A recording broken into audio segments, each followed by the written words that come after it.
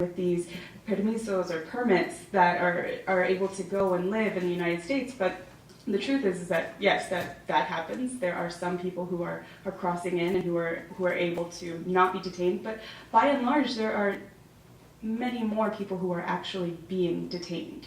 So Probar's job is to try to assist those people who are in the detention facilities. So we're fielding phone calls from people 2.5 hours away, asking for lawyers, because as the sister mentioned, there is no right to a government-appointed lawyer. So there's 4 of us who are doing that. It's a lot, and each facility has roughly over 1,000 people.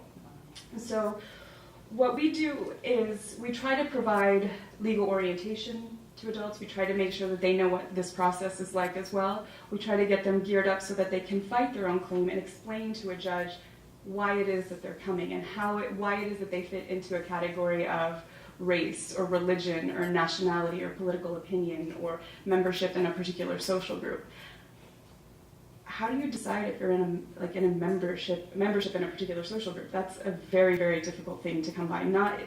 It's an evolving area of the law. No lawyer can actually really truly explain it because it's such a case by case sort of scenario.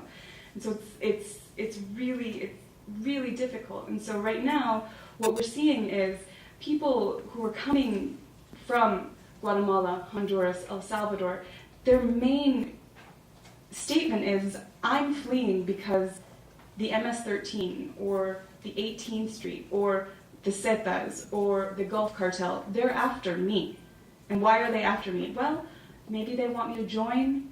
Maybe they just don't like me very much. Maybe they want me to join because I would be really good at selling drugs for them, So where does that fit into asylum? It's not really clear, right? The hardest thing to do is to figure out where that person is going to fit into a category of asylum. And asylum was created in such a different time after World War II. Right now we're trying desperately to help people who are actually fleeing legitimate violence, right? But we can't necessarily figure out how to put them into the categories that exist. So for the very few people that we're able to help with asylum from Mexico and from Central America, we do, and then for the rest, very oftentimes they're returned to very dangerous countries. And just because they don't fit into the asylum category doesn't mean that their threat is any less or that their fear is any less valid. I think if it wasn't last week, it was early this week. I can't remember. There was an article about Honduran, I think the first plane load of Honduran women and children from Artesia left from Artesia, New Mexico to San Pedro Sula, Honduras, and that's known as the murder capital of the world. I think 5 people were killed once they arrived, 5 children. So it's a very real threat, but maybe the asylum law doesn't necessarily protect that. So that's the struggle that we have here, right? It's not just not fitting people into categories, it's also trying to fight within a system that is kind of, the criminal justice system says that you're innocent until you're proven guilty. In immigration, I think it's more of you're a liar until you prove that you're not a liar, okay? So I haven't been doing this for very long, and one of my very, very first clients, I've been here for about almost 2 years, was from Rwanda. And he was a 21-year-old guy, went to school, went to college, spoke 3 different languages, very, very bright, had no criminal history, but happened to have a dad who was very opposed to the current president of Rwanda. So by extension, he was accused of being against the president of Rwanda. So one day he went on a trip and he came back. He was picked up by the Rwandan military, taken to a safe house. He was strapped into a chair every night for a week, strapped into a chair. His head was put in between 2 metal blocks and had just like a drop of water drop on his head all night for about a week. he went pretty much crazy, right? Like, that's what that was designed to do. It was one of my very first asylum cases. And, he's in detention after having suffered that, and, very, very overwhelmed, very upset, very traumatized. He got to detention in October.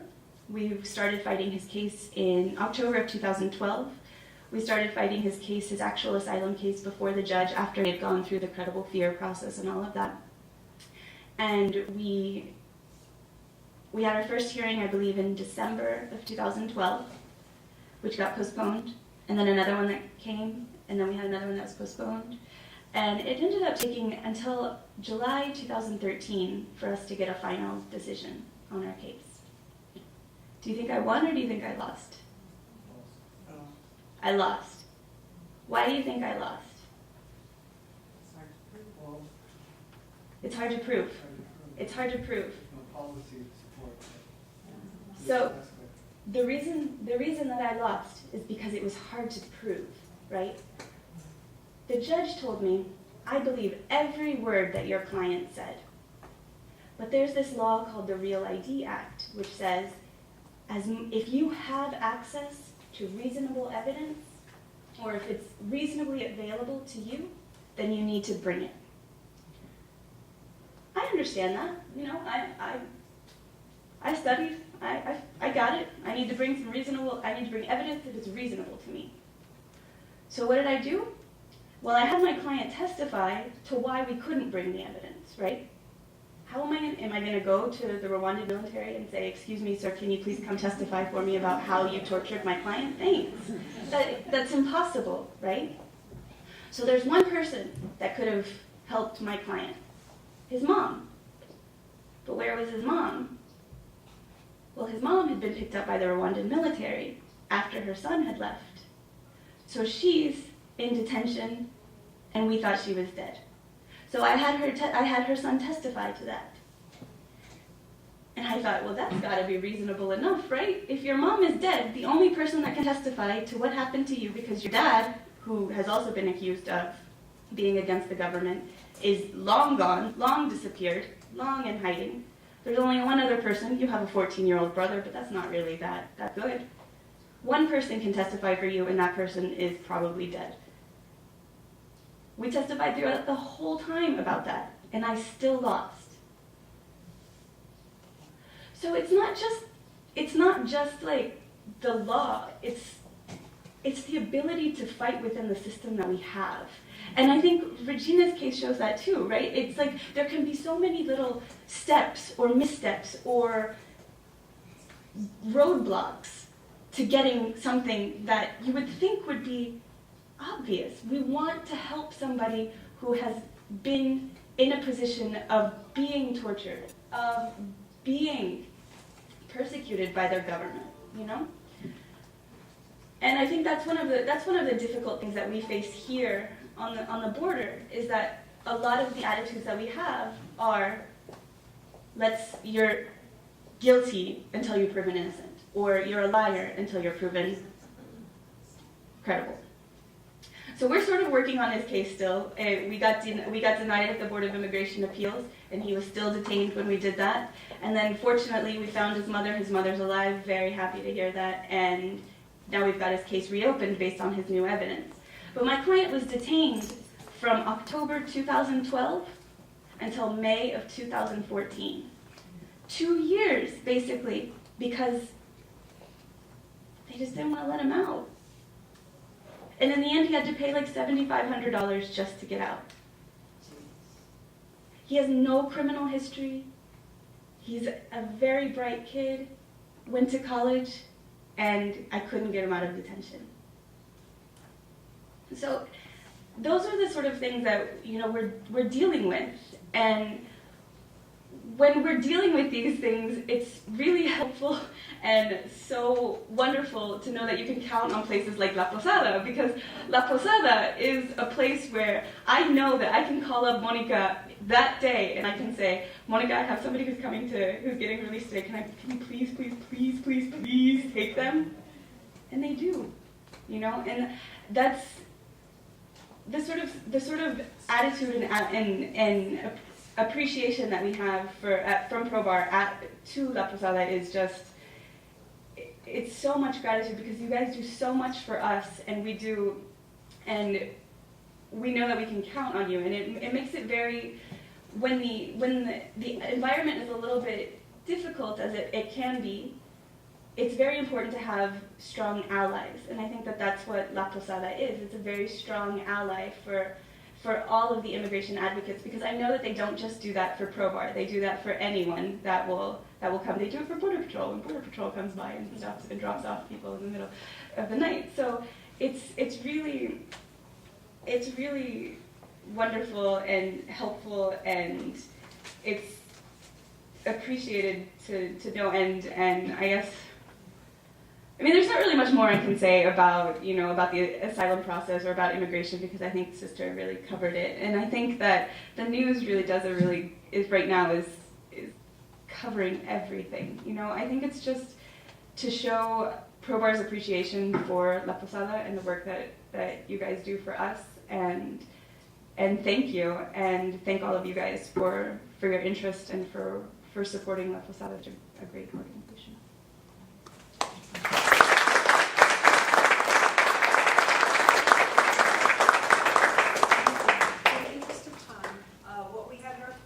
What we had in the program was a little Q&A session, but why don't we take 2 questions max?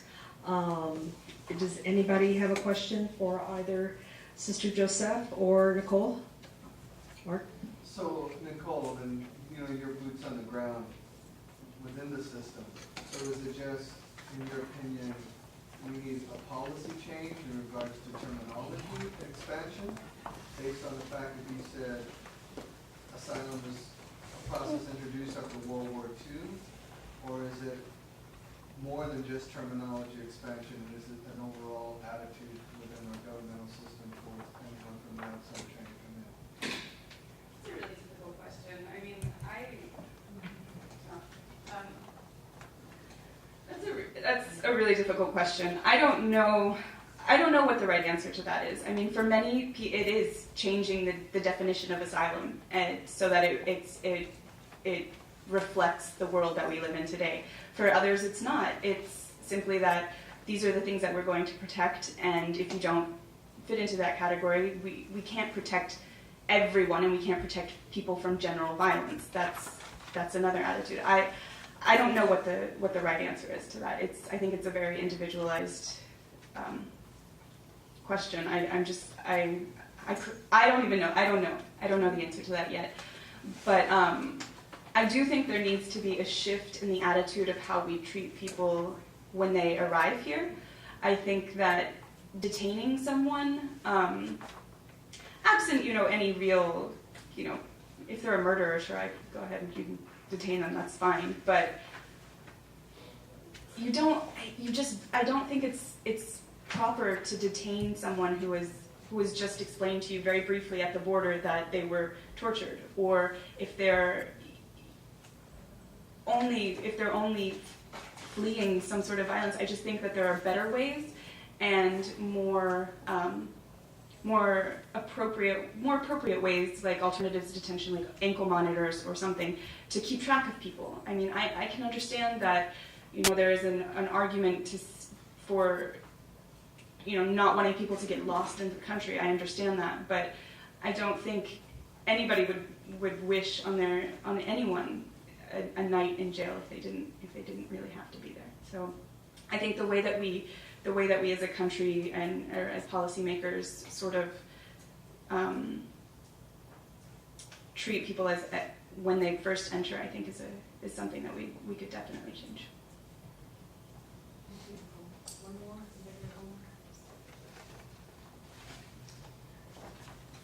Let me just throw in that the United Nations says it's okay to detain somebody long enough to know whether or not they are a danger to your nation. And you should be able to do that within 2 weeks.